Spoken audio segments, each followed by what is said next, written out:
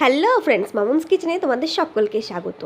আজ আমি হাজির হয়েছি দারুণ সুন্দর একটি রেসিপি নিয়ে। আমার আজকের recipe egg fried rice recipe. আর এটা কিন্তু একদমই ঝামেলাহীন রেসিপি, যা খুব সহজে এবং ঘরোয়া পদ্ধতিতে তৈরি করে তোমাদের দেখাবো। তাই পুরো ভিডিওটা স্কিপ না করে দেখার অনুরোধ রইল। আশা করছি তোমাদের অনেক অনেক ভালো লাগবে। আর ভালো লাগলে প্লিজ লাইক, কমেন্ট, শেয়ার করে দিও।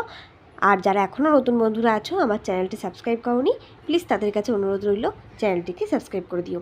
তো দেখো, আজকের এগ ফ্রাইড রাইস রেসিপির জন্য আমি এখানে কিছু সবজি নিয়েছি গাজর কুচি কুচি করে কেটে নিয়েছি বরবটি, বিনস নিই, আজকে আমি বরবটি নিয়েছি। আর এখানে আদা গ্রেট করে নিয়েছি।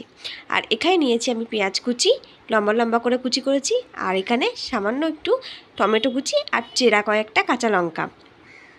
আর নিয়েছি, যেহেতু এগ ফ্রাইড রাইস, একটা ডিম নিয়েছি।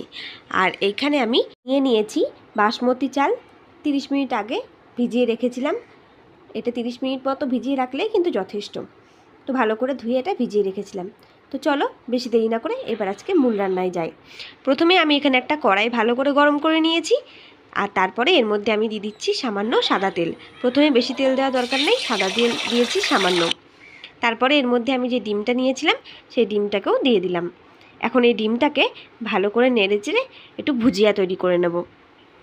আর তোমরা তো সকলেই জানো যে ভুজিয়া তৈরি করতে খুব বেশি একটা সময় লাগে না, খুবই চটপট আর একদম খুব সহজেই হয়ে যায়। তো এই দেখো, ভুজিয়া তৈরি করে আমি ভুজিয়াগুলোকে নামিয়ে নিয়ে ওই কড়াইতে আরও একটু পরিমাণ মতো সাদা তেল দিয়ে দিয়েছি। খুব বেশি তেল দেওয়া দরকার নেই, পরিমাণ মতো আর কি দিয়েছি। তারপর তেলটা ভালো করে গরম করে নিয়ে এর মধ্যে আমি দিয়ে দিয়েছি পেঁয়াজ কুচি। প্রথমে এই পেঁয়াজ কুচিগুলোকে আমি একটু হালকা করে ভেজে নেব, মানে খুবই হালকা ভাজবো। এই যে দেখো, একদম হালকা করে ভেজেছি। এরপরে আমি একটু মাঝখান থেকে জায়গা করে এর মধ্যে আমি নিয়েছি হাফ চামচের থেকেও কম গোটা জিরে, মানে ওই কয়েক দানা গোটা জিরে বলতে পারো, সেটাকে আমি দিয়ে দিলাম। এখন এই জিরেটাকেও পেঁয়াজের সাথে একটুখানি ভেজে নেব। এই যে দেখো, ভাজতে ভাজতে পেঁয়াজের কালারটা যখন এরকম একটু হালকা চেঞ্জ হয়ে আসবে, তখনই এর মধ্যে কেটে রাখা বরবটি আর গাজর কুচিগুলো দিয়ে দিলাম। এখন এই বরবটি গাজরটাকে পেঁয়াজের সাথে নিয়ে খুব ভালো করে ভেজে নেব। আর যাতে খুব তাড়াতাড়ি ভালোভাবে সিদ্ধ হয়ে যায় গাজরগুলো, তার জন্য আমি এখনই দিয়ে দিচ্ছি পরিমাণ মতো লবণ। একবারেই দিয়ে দিলাম, আর পরবর্তীকালে ব্যবহার করব না আমি লবণের, তাই এখনই দিয়ে দিলাম। এবার লবণ দিয়ে খুব ভালো করে আমি একটুখানি এই গাজর আর বরবটিগুলোকে ভেজে নেব।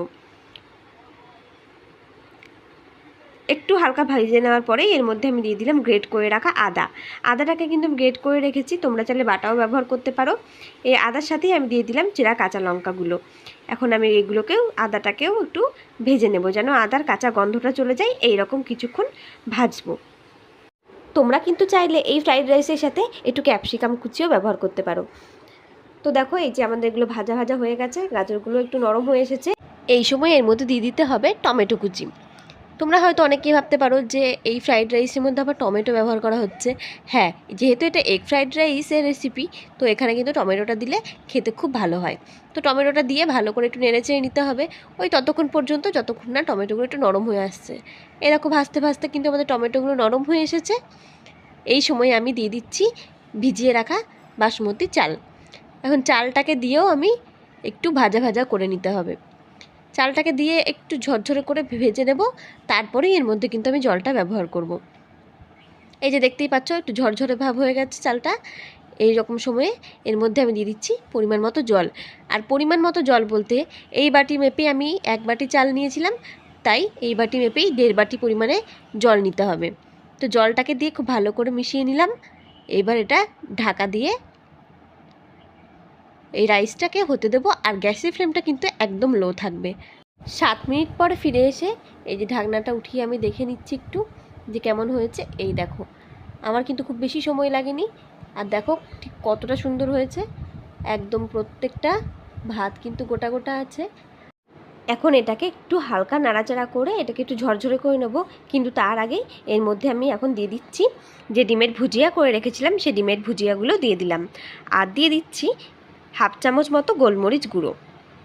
তোমরা দেখতে পেলে এর মধ্যে আমি কিন্তু খুব বেশি অন্যান্য মশলা ব্যবহার করিনি, শুধুমাত্র গোলমরিচ গুঁড়ো আর লবণ, আর কিন্তু কোনো রকম মশলা ব্যবহার করার কোনো প্রয়োজনই নেই এই রাইসটার মধ্যে।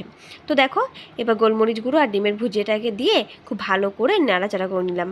এখন আমাদের এই এগ ফ্রাইড রাইস রেসিপি কিন্তু একদম রেডি। এবার শুধু গরম গরম পরিবেশন করার পালা।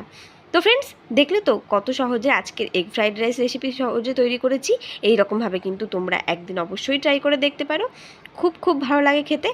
আর এটা কিন্তু বাড়ির বাচ্চা থেকে বড় যাকে দেবে সবাই ভীষণ পছন্দ করবে খেতে। আর বাচ্চাদের টিফিন বক্সে দিলে সেই টিফিন বক্সও সবসময় খালি আসবে। তো ফ্রেন্ডস, আজকের রেসিপি কেমন লাগলো অবশ্যই কমেন্ট করে জানিও।